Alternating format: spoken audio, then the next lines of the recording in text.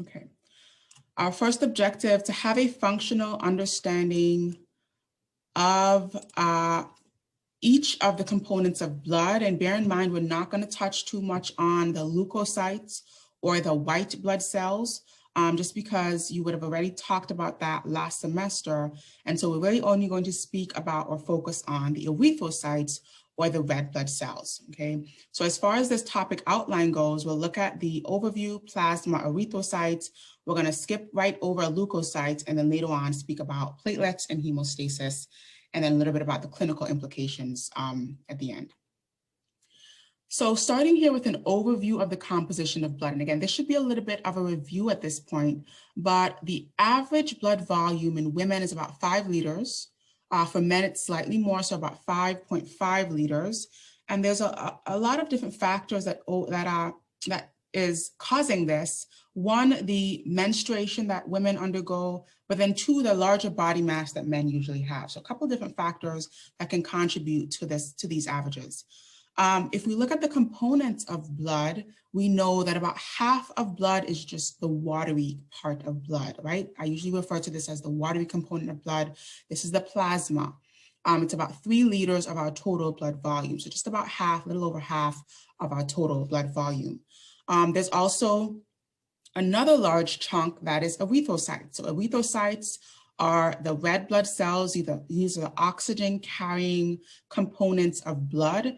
And you'll hear me refer to these as red blood cells, erythrocytes. They're both the same thing, okay? Now, if you look at the percentage of erythrocytes in blood, this is what the hematocrit measures. So hematocrit is how much of your blood is actually cells. And so in men, it's going to, again, be slightly more, about 42 to 52%.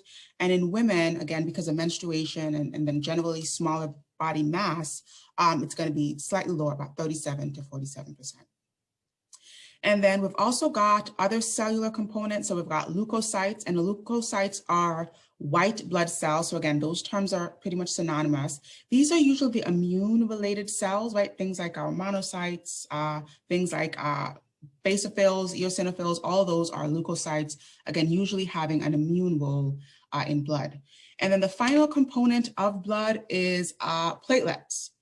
And so platelets are the non-cellular fragments or non-cellular components of blood, okay? I'm seeing a question here in the chat. What is hematocrit? Hematocrit is the percentage of your total blood that is cells, that is erythrocytes, okay?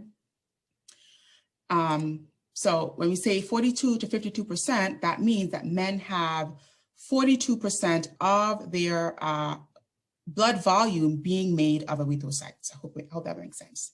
And again, that's why that's slightly smaller, slightly less in females, in women, okay? So platelets, we said, are the non-cellular components. So they're not actually cells. They don't have a nucleus. They're actually cellular fragments. So there's one large cell called a megakaryocyte that just kind of explodes and fragments itself, and then it releases these platelets. And these are really important as far as blood clotting goes, okay?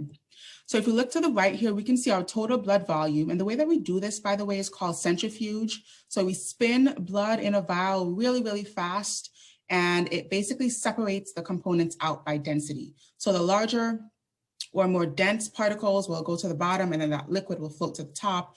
And then that's how we can see the different components here. So we've got erythrocytes forming about 45% of our total blood volume.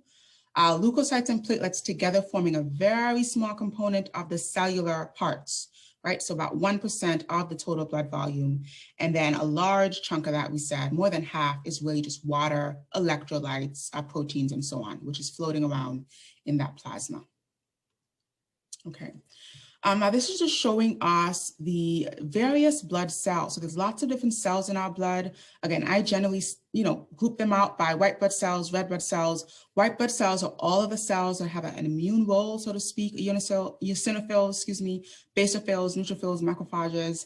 And then we've got red blood cells or erythrocytes, which really are functioning for oxygen transportation. Now, they all come from one general stem line. This is called a hematopoietic stem cell, okay? And so this stem cell has the ability to differentiate at different points to form different cells or cellular components, right? So platelets are also a non-cellular component that was created from a cell. So a megakaryocyte would then fragment itself to give us these platelets. All right, let's speak a little bit about plasma. So plasma is, again, that watery part of the blood, that liquid component of blood. It's 90% water and then about 6 to 8% protein. So some of those proteins, the plasma proteins such as albumin that we spoke about that produce that colloid or osmotic pull as one of our Starling forces. These are the proteins that we're speaking about that are in the plasma. There are also electrolytes in the plasma. So we've got different proportions, different concentrations, relatively high concentration of sodium and chloride, and then a relatively low concentration of hydrogen ions, bicarbonate, potassium, and calcium. Okay, and we should remember this from previous knowledge, right? The extracellular fluid has high sodium, low potassium. This is something we would have talked about last semester, okay? Now, erythrocytes, there are a lot of erythrocytes in our blood, right? About 5 billion red blood cells or erythrocytes per milliliter of blood. And a milliliter, just for some reference here, is about a couple of drops of blood, about 20 drops of blood. So there's a lot of red blood cells in blood. The shape of these erythrocytes is perfect for diffusion. So they are shaped like these biconcave discs, as we can see here in the image on the right. And so they've got this slight dimpling along the center, almost this donut shape, if you will. And that helps to increase the surface area, that dimpling at the center, and allow for a surface area for gas exchange, right? So this is perfectly suited for the exchange of gases, which is vital, the only function really of erythrocytes.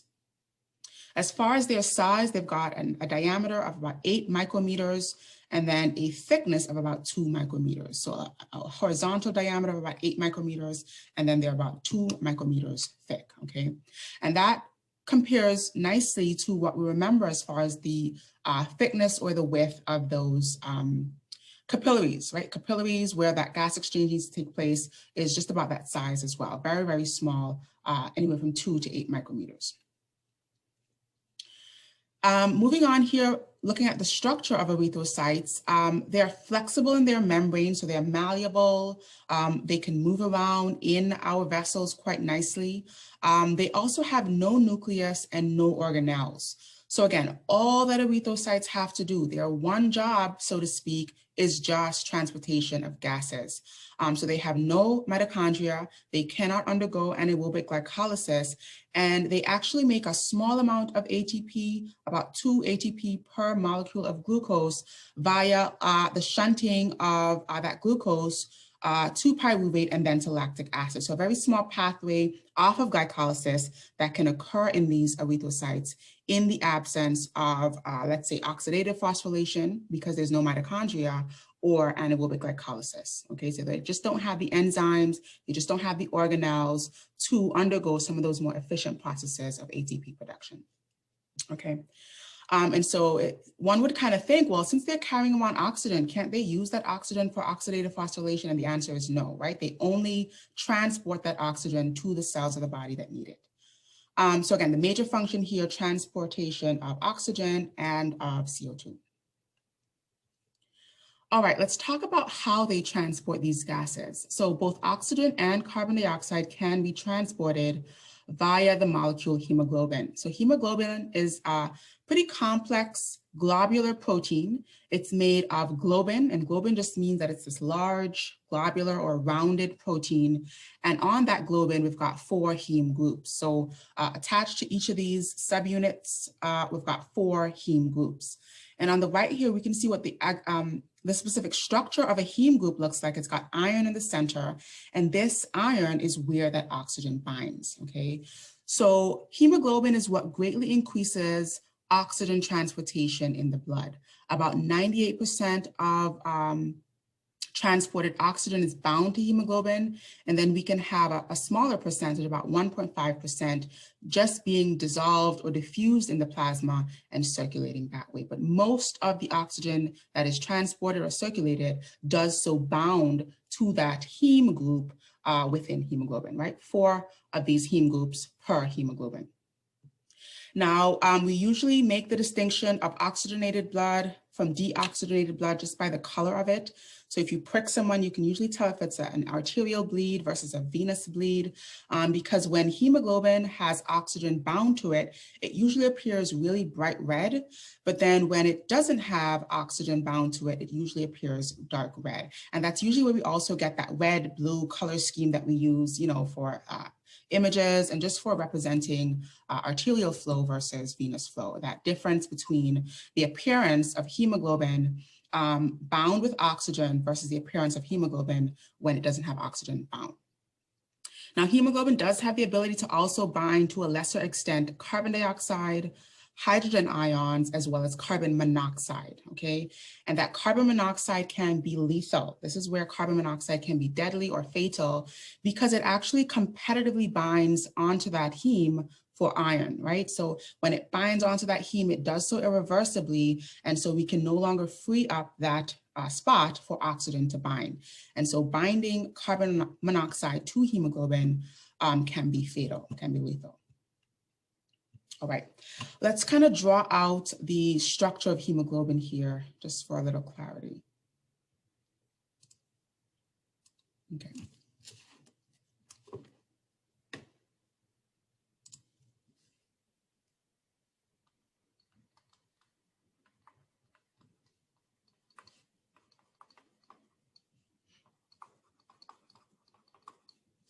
So we're looking at the structure of hemoglobin. So first off, let's kind of make some connections here. If we're thinking about one single erythrocyte or one red blood cell, that has many, many, many millions of hemoglobins within it, right? So one red blood cell, equals multiple hemoglobin molecules.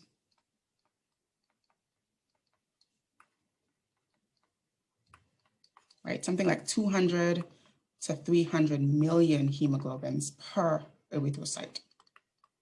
Okay, if we think about one hemoglobin, that only has 4 heme groups on it, and therefore can only bind 4 oxygens. Okay.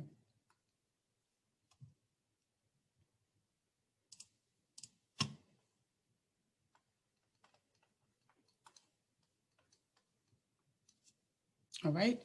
And then we also want to point out here that oxygen can bind reversibly. So unlike carbon monoxide that we just kind of spoke about, oxygen can bind and then can be released. So oxygen binds to heme groups reversibly. And that's going to depend on the affinity. So I'll just put here depending on the affinity.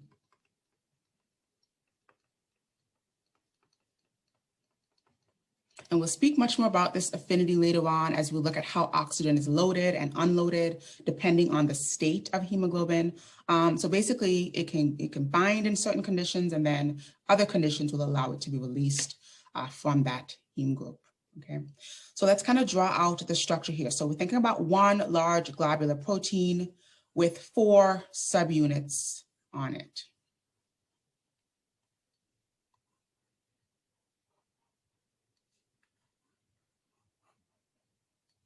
Right? So we've got 2 alpha subunits,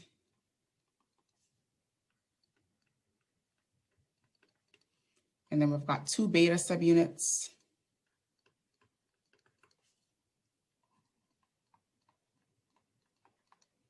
and then we've got the heme groups, which are the central part of each of these subunits, right?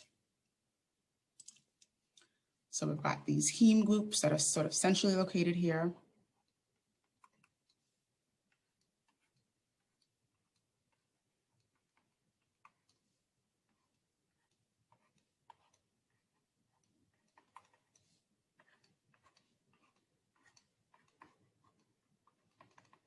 Right, so this is an example of a heme group.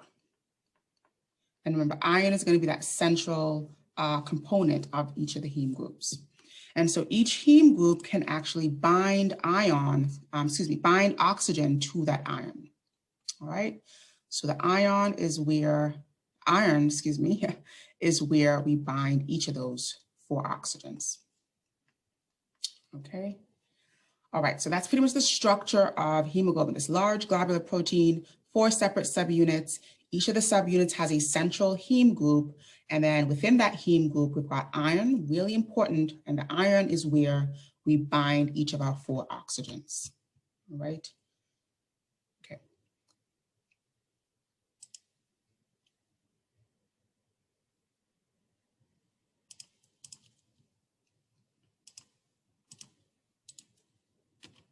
Oops.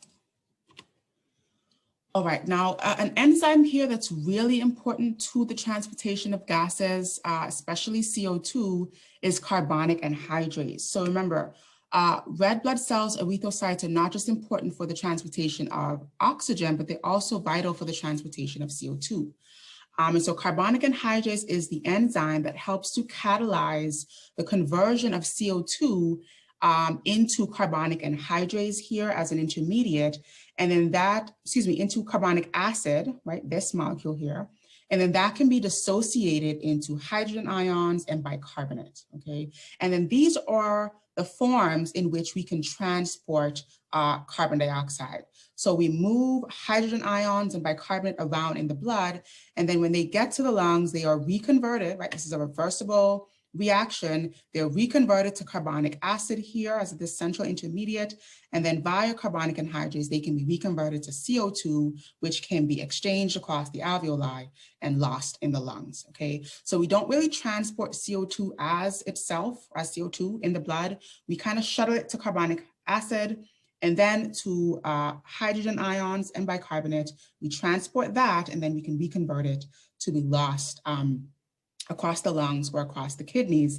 And we'll speak a lot about how this plays a role in the acid-base balance, which happens via the lungs and via the kidneys, okay? So this reaction is vital to the transportation of CO2. It's also vital to the maintaining of our acid-base balance in the blood, right? How much acidity is in the blood, how much base is in the blood. Remember, hydrogen ions are going to be acidic, and this bicarbonate here is going to be basic.